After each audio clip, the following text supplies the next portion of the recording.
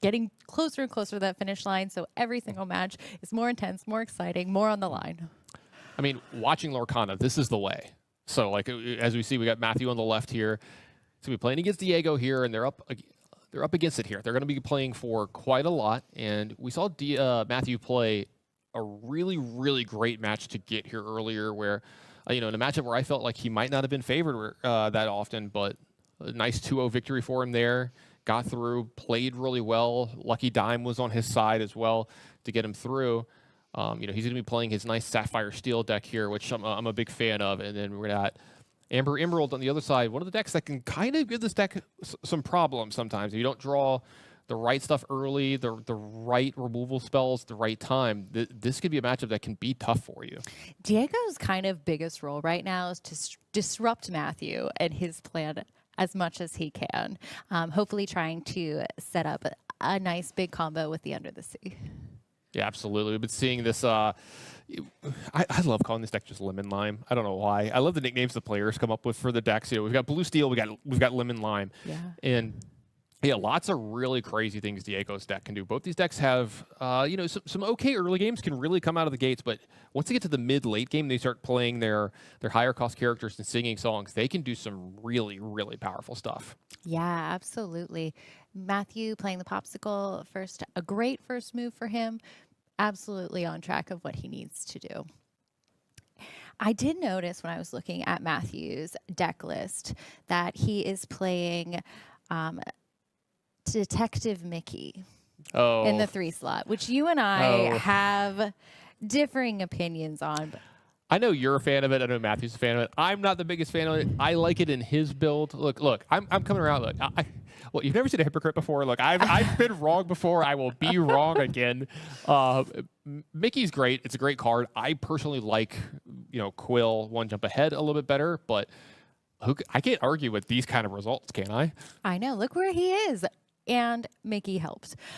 So that's always fun. And I mean, when you're playing it kind of the turn after the one jump ahead would have been, so he is like kind of a turn behind where it would be otherwise, but he has a body on the board with that 3 willpower, which is pretty good at surviving most things that 1 and 2 cost characters could throw at him. That's a really good point. The body being left behind it's not trivial. It's not nothing. We got to see a turn 3 Diablo here from Diego. It's pretty good. After the Ursula Deceiver on turn 2 kind of cleared the way, make sure there's no songs over there. Going to go ahead and back this up with one of the better plays that he can make as well. And this is a really, really good start for Diego. Absolutely. That Diablo is great. Being able to, and then Mathieu puts his kind of card draw engine online as well, being able to sacrifice those items to draw cards, whereas Diablo allows his owner, sure, his player, to draw cards when he's exerted, when his opponent is his artist. Maybe? Artist, yeah, because you're filling up your inkwell. You're like, you mean a Lumineer? Okay, yeah, Lumineer is probably a better word. You're probably right there. Look, I was trying to help out, and then you did that to me. Okay. I'm so sorry. Ariel's Spectacular Singer coming down, drawing 4, going to see if there's any songs there. It looks like there was not, which is unfortunate. But, I mean, Diego still has quite a few songs in his deck, like this one, Bare Necessities. Yeah, this is going to reveal Matthew's hand, and he's going to be able to take a non-character card here, and it looks like the only option is going to be A Whole New World. And that's interesting because like the Ursula didn't get to get this one, but Bare Necessities is going to go ahead and take care of that one. And then Diego gets to breathe a little bit of a sigh of relief. While there is a Tinkerbell on the other side, there's no Grab Your Sword, which is something that could take care of the Diablo from here. And that's kind of where Diego wants to be, is if he can keep this Diablo on the board for multiple turns and Mathieu can't answer it, he's in a pretty good spot. Very true. Taking a look at Matthew's hand, though, he has some really great cards in there that will be able to scale really well with him. Yeah, and the other thing to talk about here about the Diablo being left in is as long as he has the Diablo in play and he has it exerted with no way for Mathieu to take care of it, this kind of negates some of the advantage that Hiram Flabbersham is going to have here, because whenever Diego exerts the Hiram to quest and gets rid of his popsicle and draws 2 cards, so will Diego. So while you are getting more cards, you're getting more velocity, your opponent is also keeping up in card count as well. So it kind of mitigates some of that advantage that that card would have for him.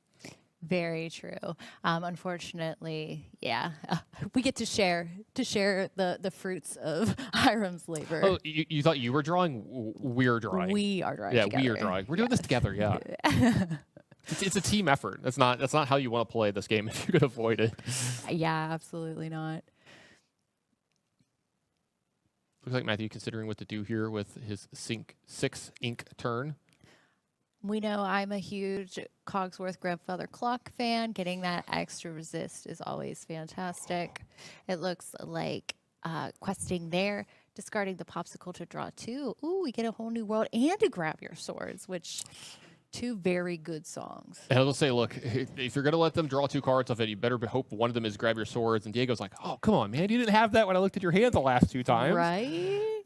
Sneaky. So really, really good draw there for Matthew. Now, Diego no longer gets the benefit of Hiram's card draw. Yeah, great play for Matthew there, drawing the grab your swords off of that there. You see a second Diablo here for Diego as well. I do see that in there. That's exciting. Yeah, is that a little Diablo as well? So you might try to get the information, see what the other card is that was drawn. Maybe shift and still have some ink left over this turn. Let's see what kind of line he wants to play. So there's the Looks Diablo. like that is exactly what he was thinking. So let's see. The Whole New World. Gaston, Smee, Tinkerbell, Hiram. Well, the thing is he's not going to be able to get the Diablo exerted before Whole New World comes off. If Matthew wanted to do Whole New World next year, he won't be able to do the the draw 14 for Whole New World, which we've seen a few times and is pretty powerful and obviously pretty great. But I don't know if Matthew's going to be going to a Whole New World next turn unless he sees the Diablo. He might think, look, I might not have a better chance of doing this anytime soon.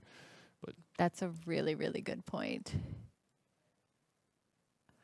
Diego having quite a beautiful set of cards. Some nice enchanteds in there. Also, okay, so this is going to bounce Hiram back to Matthew's hand. He's going to discard a card at random here. I do want to point out how much singing power Diego has in play. 5, 6, 7, 8. Is that 9 on his side of the board? So we have to start worrying about some cards like Under the Sea and stuff as soon as next turn. Yeah, he will have the resources to sing that big song. It requires a lot of voices and a lot of talent. You see Akita going into the inkwell here as well. So maybe that's a sigh of relief for Matthew. He's like, look, if he's inking Akita, maybe he doesn't have the combo to get everything. Yeah. But he would be able to sweep up this Mickey right now too. So a lot of things for Matthew to think about here this turn. Well, especially because Diego got a peek of that hand and saw so many of those stronger characters in Matthew's hand and probably wants to save that big removal to that point. Yep, another card was drawn by Diego there that turn. Don't forget as well about that. We don't talk about Bruno, and it looks like some of the damage is going to get put to everything. It's going to sweep up the Diablo, which is going to... it's going to sweep up the... Ariel, I apologize, put a damage on the Diablo and a damage on the Prince John here as well, and then starts to threaten a lot of things next turn. Tinkerbell is one of the better cards at slowing your opponent down, not just because of the damage that it deals, but it makes them have to really, really think about how they quest next turn. Because if you allow Tinkerbell to challenge into you at all, it's a very, very good chance that you're going to lose 2 characters for that single challenge. Or if you get to pair her with something like a challenge and grab your swords or a second Tinkerbell, they can start to sweep up boards very quickly. Yeah, the splash damage does a lot. I like that splash damage because, she's angry at the boat. Will you stop with that? What? It's Tinkerbell angry at the boat. We talked about this. That's the official name now. I'm going to petition Ravensburger to change the name to Tinkerbell angry at the boat. I'm sure that'll go over extremely well. I don't think they're going to listen to me, but I can try. Loser for coming down a really great discard card, forcing your opponent to discard 2 cards or 1 action card. So it does look like an action card is going to go away here. So only 1 card draw is going to happen for Diego here, not 2 if the 2 cards were to go away. So nice for Matthew there to have an action card to give away here. Yeah. Another Kita go into the ink here. Diego's deck is nice. There is a lot of very shiny cardboard in his deck. It's beautiful. I'm always jealous when I see that. Stunning. We're going to up your enchanted count. Yeah, right? I think I only have 5. You know what? Maybe next time we do one of these, we can just we can just pay you an enchanted. So we can just like, you just get enchanted. I think you'd be all right with that. I think that's the Lorcana dream for everybody. Yeah. Looking here, we are inking the Mr. Smee. I'm interested to see, he does have the 2 Hiram Flowershams, why he chose to ink the Smee instead of maybe a second one of those. So I'm wondering what his intentions with Mr. Flowersham are. Yeah, maybe he's thinking about the fact that he's like, I was gonna say, he's gonna wonder if this is how long the Hirams are gonna be around in the game. And that's the thing Right. that like he thinks, he's like, look, I need these to stick around as much as possible. I'm going to draw some cards off the quill here this turn and see if he finds any more, we'll say gas for that. Finds another Smee, so there we go. He could replace there as well. It's a better use of his ink to do this, gets deeper into his deck. And then this is a card that if Diego does have something to remove, this is one of the cards that he's going to target because he wants to keep those cards low in Matthew's hand. I think that has a lot to do with it. He's playing against a discard deck. And he's like, I want to keep and make sure that I have as many ways to draw cards as possible. Yes, definitely. Having those resources is so important in this kind of matchup. And like I said in the beginning, Diego's just kind of trying to disrupt Matthew's plan as much as possible. And making him discard all his cards definitely helps. One of the best ways to win the game is if your opponent can't play, it's pretty easy to wrap the game up from there. Oh, Daisy Duck coming down. I love this card. I'm a huge Daisy Duck fan, and this art is so cute. And just when she is played, each opponent has to discard a card. Would ducks make good spies? I don't know if ducks would make good spies. As long as they're quiet. I don't know. You hear like Ducks are actually kind of quiet. Oh, you hear the flapping of the the feet. slapping. It on the depends. stone. Depends the terrain. Sure. It looks like she's in a castle, but she's wearing a sensible She's also wearing low-heeled boots. boot. I Yeah. think she's wearing boots. She's got to protect the flappers. Yeah, exactly. Oh so, wow. We've lost all. I'm sorry. We're fully that was derailed you. here. Yeah. You lost the thread there for me. So Matthew, ton of ink there, pulling a Rise of the Titans, which in this particular deck, not a huge benefit to him. I know that Diego's running a couple hidden coves, but not here, and I don't think any items. So Yeah, I was going to say, not many targets for it there. Now, this Gaston is going to allow him to dig 3 cards there. I didn't get a catch of the one that he took. Let's take a look. Is that did he get a baboom? Is that what it was? It does look like a Yes. baboom. That's going to go ahead and take care of a character here as well. Start to kind of make some inroads in on this board. He's going to go ahead and quest a little bit here. again, when the Amber Emerald deck is kind of considered more of an aggressive deck, it's always interesting when these ramp decks are the ones who are leading in lore by the midpoint of the game. Yeah, so like I agree with you there. So like this one's definitely like the aggro deck in the matchup, or could be considered the aggro deck in the matchup. But both of these decks can have robust middle to late games, and the lemon lime deck, as I love calling it here, has some really impactful combos they can play. So this is we don't talk about Bruno. It's going to go ahead and take care of that Gaston, the card that it did return to his hand, so nice there as well. No draw off this discard, though. The Prince John is gone.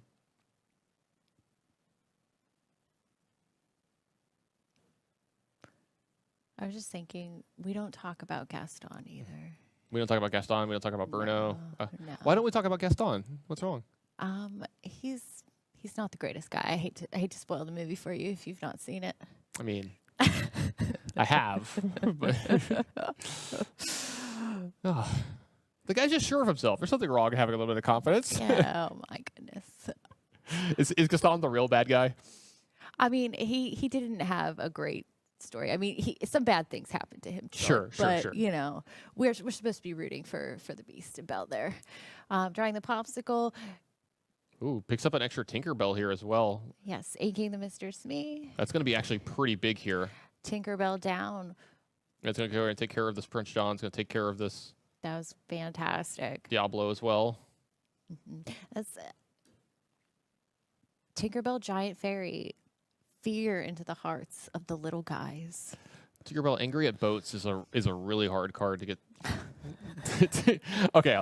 In all seriousness, yeah, Tinkerbell, this is one of the better characters in all of the game. I talk about this a lot, that this one is really scary in the fact that it's scary to quest into the face of this card. If this card ever gets to challenge into you, you're probably in a really, really bad spot. Because you can see that not only is it, challenge into a character, but it's going to do 2 damage to another character.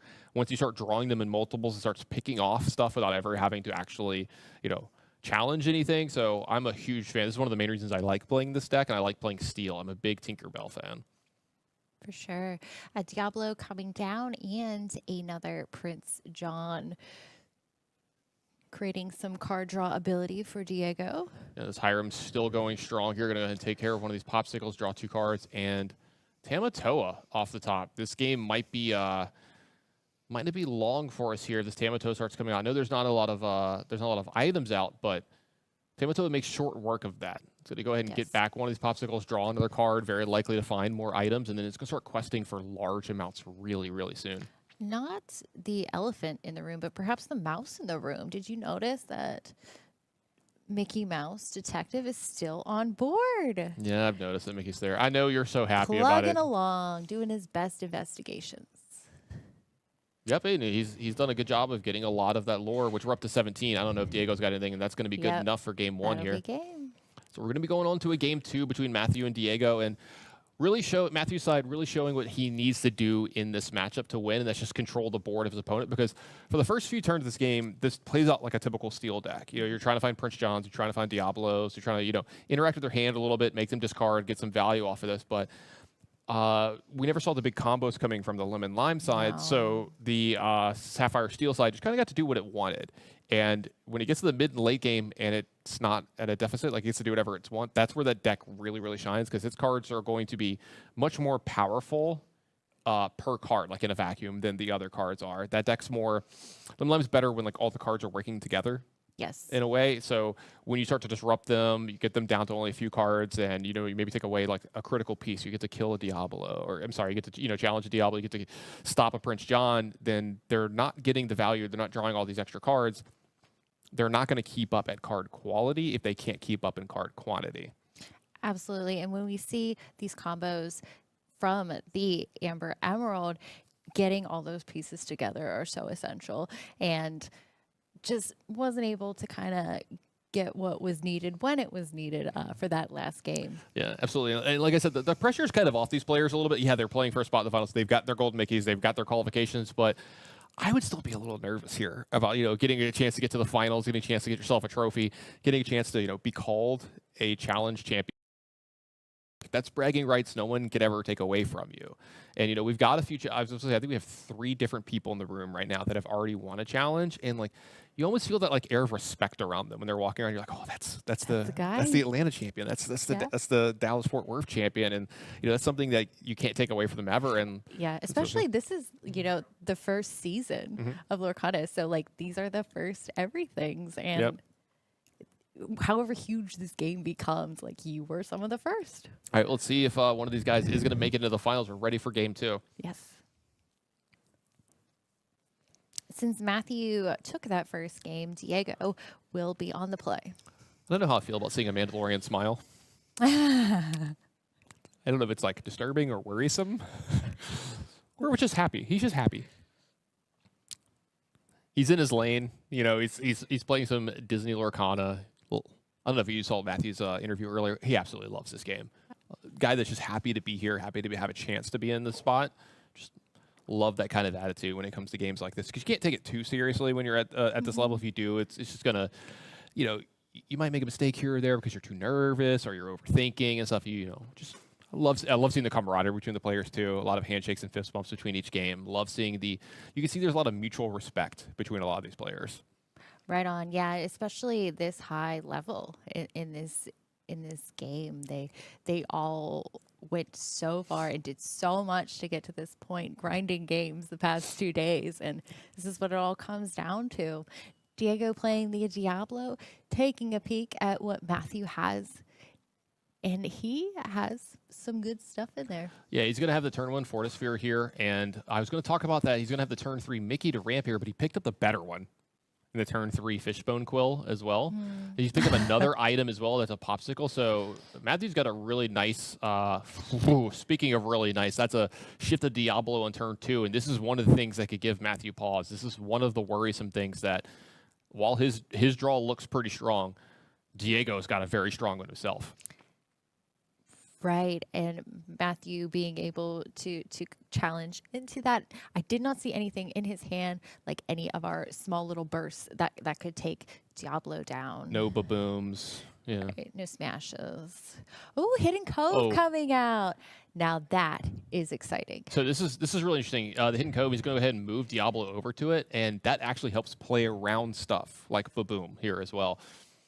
Yes, at Hidden Cove, all characters there get +1 resist and a +1 strength. Yep, so it helps play around some of the things that might have been able to take care of this Diablo. I have the feeling this Diablo is going to stick around for quite a while. Shmeal turn 2 from Matthew here, pretty good. It's going to be able to challenge possible future things, but it's going to help keep up in the lore here as well. And you got to be a little worried. Diego's going to be drawing a lot of extra cards here over the next few turns. So Diego's got an option between a few things here, but it looks like he's gonna go ahead and ink the Deceiver, Ursula, and he's gonna instead have the Sir Hiss, which is going to move over as well. And now he's got 2 evasive threats here that are going to be gaining a lot of lore, possibly singing some songs. He's going to be refilling his hand every turn as well with these extra cards. Especially with this extra resist, those evasives just became even more threatening. Detective Mickey Mouse coming down. Yeah, I love how you talk about the extra that it can take away from damage here, because Sir Hiss, great card. It's hard for them to challenge, but just gets swept up by Tinkerbell quite a bit. But while it's at the Cove, it's going to be able to survive that. So nice little play for Diego here, finding this this extra value out of the Cove. It looks like we're going to finally get some discard here on Matthew as well. I love this start from Diego. This is where he wants to be. Definitely. Matthew forced to discard 2 there from You Have Forgotten Me. Diego choosing to trade the Sir Hiss with the Mr. Smee. Inking the Tamatoa. Chien Po coming down. This is a very great bodyguard for Matthew's side here with the 7 willpower. That's a lot to contend with Diego's deck specifically. You're 100%, and that Lucifer is going to come in and take the last card out of Matthew's hand, and Diego is actually at a point where I don't know if he's even going to worry about challenging too much for the rest of the game. All right, so I was going to say an extra card drawn here. That means the Diablo is going to draw an extra card as well, and then Baboom was taken up, but we talked about this. Baboom's not a clean answer to Diablo anymore. You see why this is so powerful to have him at the Cove. Yes, because of the resist. So I think you're right. Diego's kind of going to be playing his own side of the board, getting things out, questing when he can, trying to keep that Cove full of some defensive things there with that resist. Let's see a couple different options here. Was that a second Diablo here as well for Diego? Yes. Go ahead and keep questing with these. Yeah. And I think Matthew's in a pretty rough spot now. Grab your swords off the top would be really good. Tinkerbell would be all right here. Yes, we talked about we don't talk about Bruno with the Chien Po. If you don't have anything else in your hand, that's the card that gets discarded. Playing Beast Hard-Hearted, no items on Diego's side. Good catch on the we don't talk about Bruno there. With the glare on the card, I could not tell what that one was. This deck is blindingly beautiful from Diego. Another beautiful. That's a minus I was about to say, 3 across. I was about to say, that's and the scary. Under the Sea comes down. Diego absolutely doing exactly what he needed to do right now. He is getting the cards he needs, playing them out, able to drop that Kita, bring everybody's strength down, which was enough to sing the Under the Sea with the rest of his characters, and was able to basically do a full board clear except for the 2 remaining Fortispheres. Yeah, I'm always a little worried when my limited line opponent plays the Kita, because that usually means that something like this Yeah. is about to happen. It's never a good thing when that happens to you. Yes, and Matthew currently has no cards in hand. Yeah, I was gonna say Matthew's in a really rough spot from here. I'm trying to think of a top deck that would even keep him in this. I guess Grab Your Swords would still be really, really good. It looks like he's going to go ahead and just pick up the cards because the lore count's just going to be too much over the next 2 turns. And we're going to be getting a game 3 here, Becky. Absolutely love this high pressure, high intense moment of Disney Lorcana that we're about to have. I love a game 3, especially when you have 2 decks that are so different, and being able to see each one of them really shine and do what the deck wants to do. We saw it first game with Matthew, second game with Diego. Getting that Under the Sea is so satisfying. And so I'm really, really excited to see what happens in game 3. Yeah, it's going to be a little up against the wall for Diego here. Being on the draw is going to be impactful. He can still have one of those really sharp openings, like a Diablo in turn 2. It's still going to be really good and really hard to beat. But if there's too much ramp on the other side in the first, 1, 2, 3, 4 turns, and then he gets to, have one of those Tinkerbell turns, have one of those Grab Your Sword turns, you could see a lot of stuff change really fast. So, some Cove draws can make that hard. We'll have to see. We're going to move on down to the future match area, watch game 3 here, and see if any of that's going to happen and who's going to punch their ticket to the finals.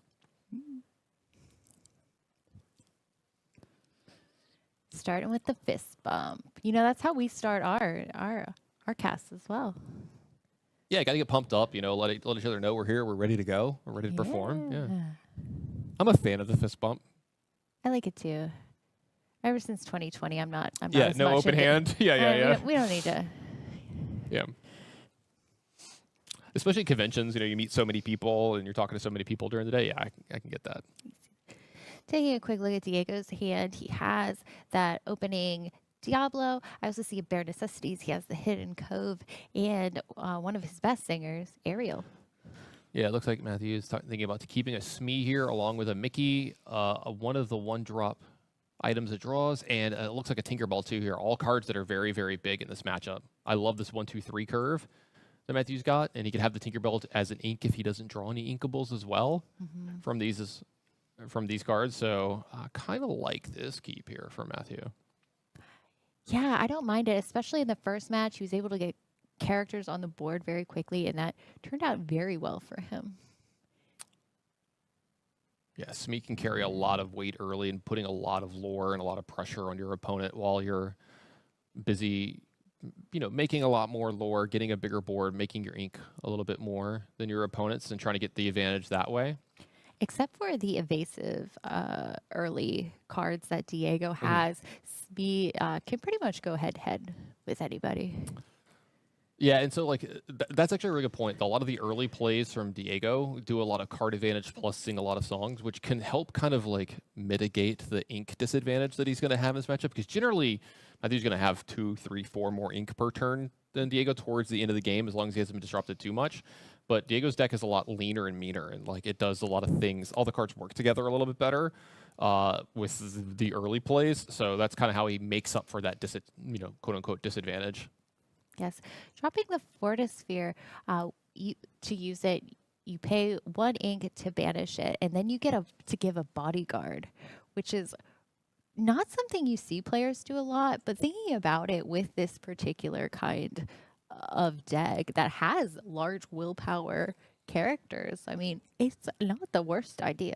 No, there's definitely some matchups where it comes up. I'm not sure this one will be too many unless you see a Crikey turn from Diego turn where he has to start challenging into things, and there are games in which Matthew can force him to start challenging, but Diego's deck's not really a super high-powered challenge deck. He does have a couple things. You can paint the roses red on a turn that you're about to challenge or play a Gita and challenge your opponent, and that helps out a lot there, but that's not the main way that you want to be playing with this deck too often. It doesn't challenge super well. No. See the Ursula Deceiver of All. We also have the Bare Necessities and a Sudden Chill. Yeah, Sir Hiss as well. Tons and tons of options. I think that's a shift to Diablo in the back for Diego as well. So I was going to say, we're about to have one of those super, super great openings. Going to go ahead and pitch the action card here. How does he want to follow this up? He's got so many options. So what he can do a lot here, what I kind of like is if you want, you can Ursula, take a card out of Matthew's hand, and then there's another card you want to take from there. You can follow this up by singing Bare Necessities. if you see a card you want there, but he's just going to go this route. It's kind of hedges in between. So what he's going to do is he's going to sing Bare Necessities with the Diablo, which is going to draw my shard, but he also gets the Fishbone Quill out of Matthew's hands, and that is huge. Yes. And Mickey, though. Huh? Yeah, Mickey. he's going to play the Mickey, get the extra ink here. That's really good, too, as well. And I don't dislike keeping the Ursula around for a turn or two later. What you might do is give him a chance to draw your swords if he didn't have it there, and that'll be able to pick off the draw your swords in a more timely manner and make sure that you can get it. I was going to say, oh, here we go. Sudden Chill is going to be great, too. Sudden Chill, discarding that Lucky Dime. It's a little early for Lucky Dime. And then with the Prince John being able to draw. Yeah, I was going to say, draws the extra card off the Prince John, draws the extra card off the Diablo, and then he's going to draw 2 more cards here off the Hiram activation as well. So Diego has been so far ahead in doing so many things. This game already has 5 cards in his hand behind this. Plus, he's got another aerial here, which should be able to find even more gas. I love the spot he's in. Matthew needs to start finding Tinkerbells. He needs to start finding Grab Your Swords now, as soon as possible. He has a whole new world. I guess that would give him a chance to get a little bit better. The problem is he doesn't have anything that can sing. Right, so he uses, once he's able to play it, it's a lot of resources to use. Yeah, it would probably take a 2-turn type thing because you have to recover. Yeah. So that's the problem here. And while there hasn't been a lot of lore going on, a lot of questing going on, he's still in a spot where he's drastically far behind on this board with what's going on. Yes, curious what he decides here. He has the other Hiram Falavisham, and behind that, is that a Tinkerbell Giant Fairy? I think that is, but he can't play it yet this turn, so he's going to have to be able to do it next turn, which should be able to, pick off the Sir Hiss, maybe get a little damage on some of these other characters, but we're still getting a lot of damage from these, and by damage I don't mean they're not questing in, they're not doing lore, but like they're just getting so much value off these. So say, is Diego about to make him discard 2 here? I think he is, so he's going to discard 2 here, be down to 1 card. Diego's going to draw 2 more here and then draw another one on his turn. Diego is cooking with gas here. Becky, look at this board. It's so hard for you to beat this. No, it's incredible. Diego's absolutely doing exactly what he needs to do. The card draw he is getting right now between the discard and any card draw he's able to gather from Matthew. Yeah, really heads-up play from Diego here to use the Sir Hiss to trade in here and get some kind of value here because he knows it's very likely he's about to get Tinkerbell here this turn. Very likely. Dropping the Popsicle. Yeah, draw a card for Diego. Now pop the Popsicle to draw 2 cards. Draw 2 more cards for Diego. Wash, rinse, repeat. Tell me if you've heard this before, but Diego's drawing a lot of cards here this game. Look at that hand. He is flush. Yeah. He's flush with cards. Also, I don't even know if, a whole new world would be great at finding some of the stuff that you need here, but another problem is if you do that, Diego's going to draw 14. Yeah, the opportunity for playing that, not probably the best right now. Sometimes you have to do what you have to do, but nothing looks great for Matthew here. Do you think it's actually a disadvantage to have too many cards? You have too many options. It's overwhelming. That might be you might not be able to make the decision between all the plays in enough time. So it does look like we are going to play the whole new world. So if Diego wants, he can draw 14 cards here, which he already has a ton. So he's about to lose all of these. Right. And you get to resolve this how you want, but I don't know why he wouldn't just draw the 14. I don't think him losing all of his cards in this game is something he needs to worry about. No, I don't think so either. All right, let's see. So he drew the 7. All right, now he's going to trigger Diablo.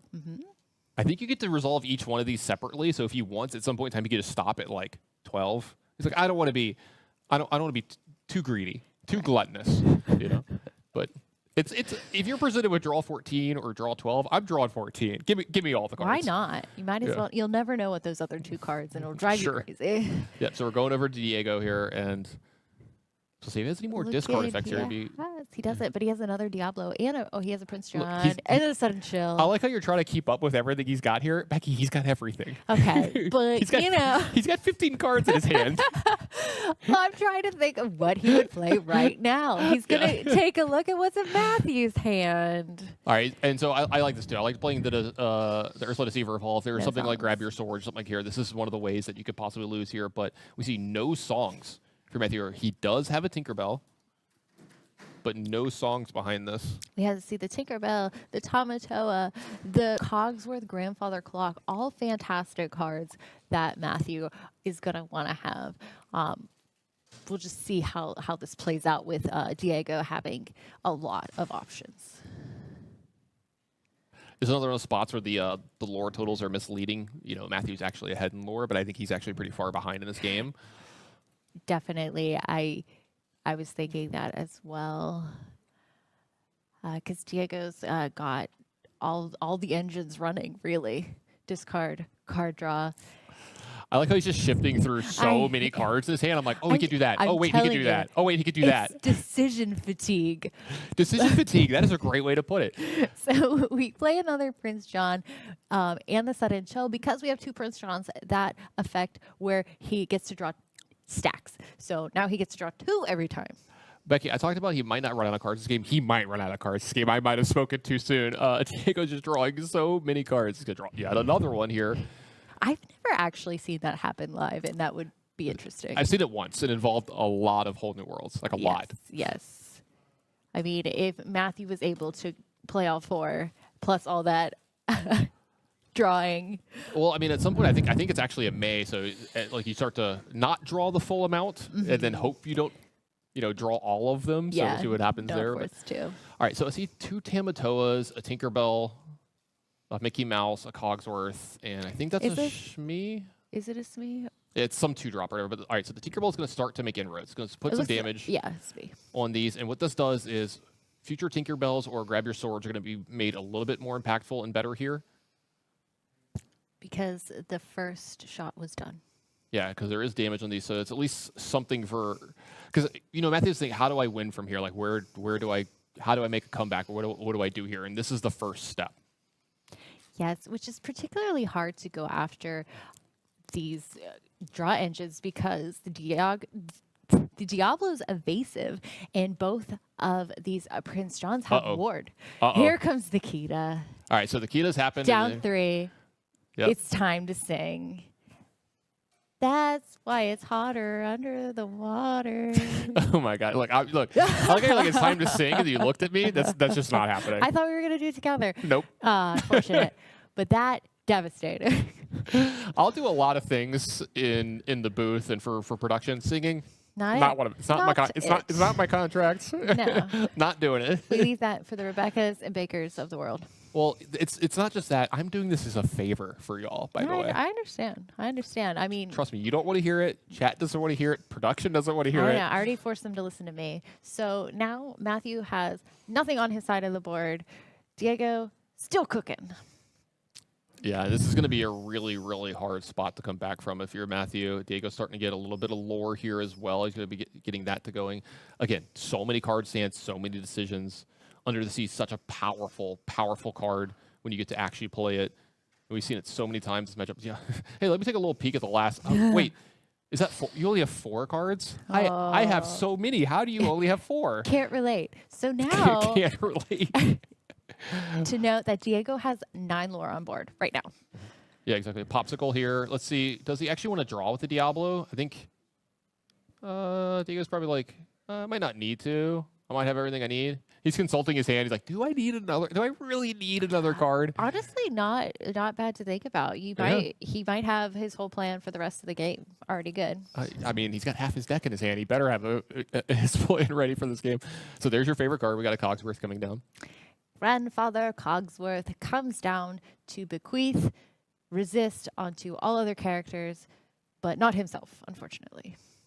I'd be a little too good, I think, if he gave it to himself. Yeah. And Cogsworth does 2 damage, which, I mean, can't hit the evasives. We did talk about that Tinkerbell had come down and done a single damage. So if Cogsworth is able to get in there and duke it out with Prince John, he might be able to.